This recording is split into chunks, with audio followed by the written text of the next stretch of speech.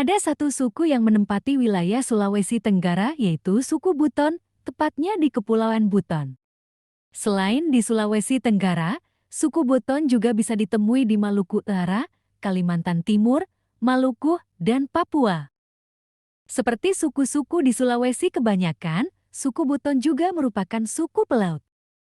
Orang Buton sejak lama merantau ke seluruh pelosok Nusantara dari yang hanya menggunakan perahu berukuran kecil yang dapat menampung 5 orang, hingga perahu besar yang dapat memuat barang sekitar 150 ton.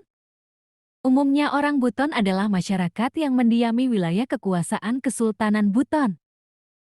Daerah-daerah tersebut kini telah menjadi beberapa kabupaten dan kota di Sulawesi Tenggara, diantaranya Kota Bobo, Kabupaten Buton, Kabupaten Buton Selatan, Kabupaten Buton Tengah, Kabupaten Buton Utara, Kabupaten Wakatobi, Kabupaten Bombana, Kabupaten Muna, dan Kabupaten Muna Barat.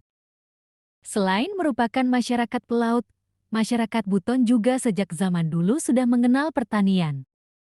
Komoditas yang ditanam antara lain padi ladang, jagung, singkong, ubi jalar, kapas, kelapa, sirih, nanas, pisang, dan segala kebutuhan hidup mereka sehari-hari.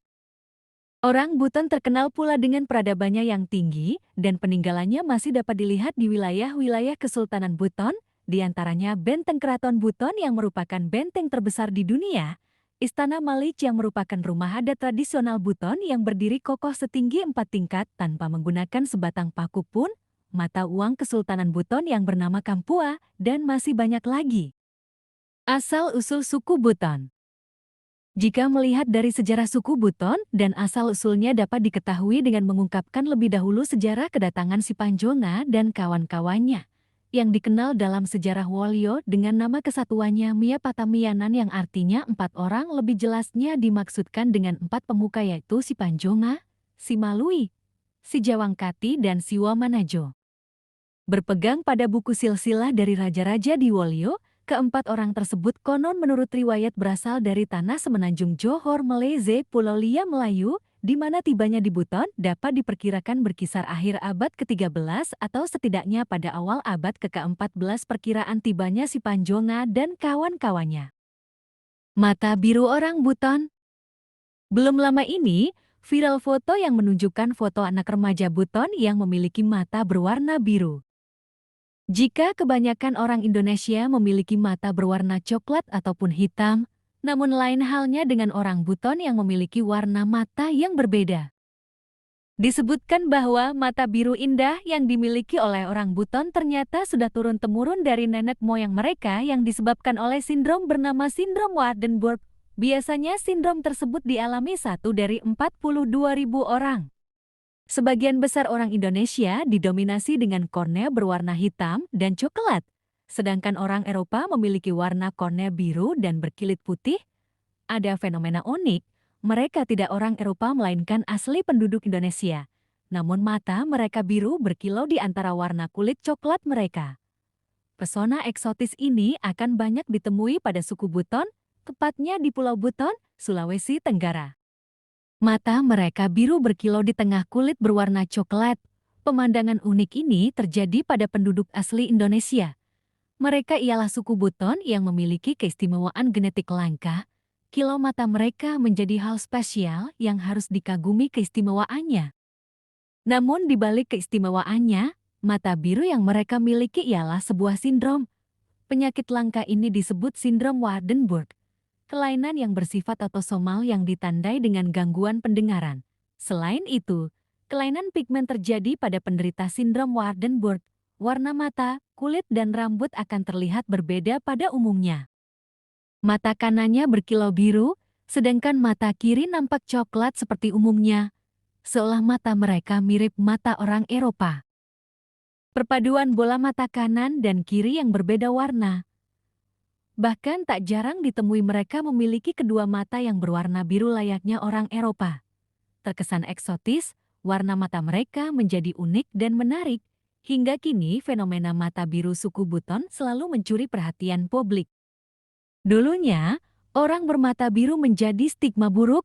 Mereka dianggap tak wajar dan sering mendapatkan ejekan dari teman-teman mereka. Namun saat ini mereka lebih dianggap istimewa, bukan hanya pengidap penyakit langka, namun kilau mata mereka terkesan indah menawan. Biasanya sindrom disebabkan oleh mutasi dari beberapa gen. Mutasi tersebut bisa mempengaruhi sel-sel saat masih tahap perkembangan embrio. Alhasil, seseorang yang terlahir dengan mutasi tersebut akan memiliki mata biru di salah satu atau kedua bola matanya. Tradisi Kande-Kandea. Kande-Kandea atau dalam bahasa Indonesia artinya makan-makan, merupakan adat istiadat yang hingga kini masih dijaga oleh masyarakat Buton. Acara Kande-Kandea merupakan adat istiadat masyarakat Buton yang setiap tahun dilaksanakan usai perayaan Hari Raya Idul Fitri. Biasanya dilaksanakan 10 hari setelah Lebaran. Festival Kande-Kandea. Saat acara berlangsung, disajikan puluhan talang makanan nampan berisi makanan yang dijaga gadis suku Buton berpakaian adat Buton lengkap dengan riasannya. Mereka nantinya yang akan menyuapi para tamu yang hadir. Tradisi Kande-Kandea sudah menjadi ikon dan festival budaya Buton setiap tahunnya yang hingga kini masih terjaga. Saat festival, masyarakat Buton maupun wisatawan dalam dan luar negeri biasanya akan berbondong-bondong untuk menghadiri tradisi makan bersama tersebut. Penelitian terkini mengemukakan bahwa sindrom Waardenburg terjadi karena mutasi gen. Mutasi genetik memengaruhi melanosit atau jenis sel kulit. Perubahan genetik melanosit kemudian membuat warna rambut, kulit, dan mata menjadi berubah. Terkadang, kejadiannya membuat gangguan pada pendengaran. Kelainan sindrom ini merupakan bawaan sejak lahir. Mata biru menjadi ciri khas penderita sindrom Waardenburg orang Buton. Pengidapnya terjadi pada 1:42.000 orang. Bahkan penderita mata biru belum tentu memiliki keturunan anak bermata biru juga. Hal tersebut membuat sindrom ini menjadi kejadian yang langka. Beberapa orang berpendapat bahwa kelainan genetik ini bermula saat bangsa Portugis datang ke Buton. Mereka menjalin kerjasama hingga hubungan perkawinan dengan warga lokal. Muncullah keturunan orang Buton bermata biru. Mulanya hubungan Buton dan Portugis berjalan lancar, hingga suatu saat terjadi perpecahan. Stigma buruk keturunan Buton yang bermata biru digemparkan oleh Belanda yang baru datang, dengan siasat andalan mereka berupa politik adu domba. Orang Buton bermata biru dianggap sebagai pengkhianat, sehingga anak hasil perkawinan Buton dan Portugis mengasingkan diri hingga ke Wakatobi, Ambon, hingga Malaysia. Stigma yang dibangun Belanda membekas hingga bertahun-tahun lamanya. Keturunan bermata biru memang tertutup dengan orang baru. Namun saat ini stigma tersebut mulai memudar, komunitas bermata biru di Buton mulai membuka diri berkat foto mereka yang tersebar di media massa. Tidak sepenuhnya orang bermata biru Buton yang menderita sindrom Waardenburg memiliki dampak buruk. Berdasarkan riset, ada kejadian orang bermata biru yang benar-benar dari faktor genetik, tidak ada gangguan fisik yang dirasakan oleh penderita tersebut. Keistimewaan mereka merupakan aset yang harus dijaga, bukan sebagai orang yang punya keterbelakangan, namun kilau mata mereka menjadi hal spesial yang harus dikagumi keistimewaannya.